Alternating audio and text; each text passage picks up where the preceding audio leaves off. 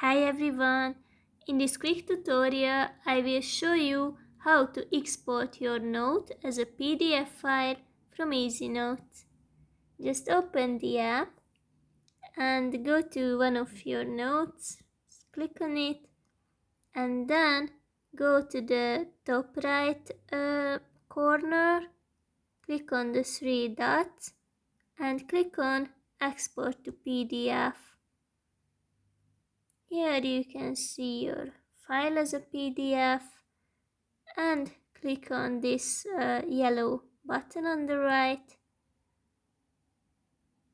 and basically you just have to choose where you would like to place it. Just go with it and click on save. That's basically it. I hope it helps.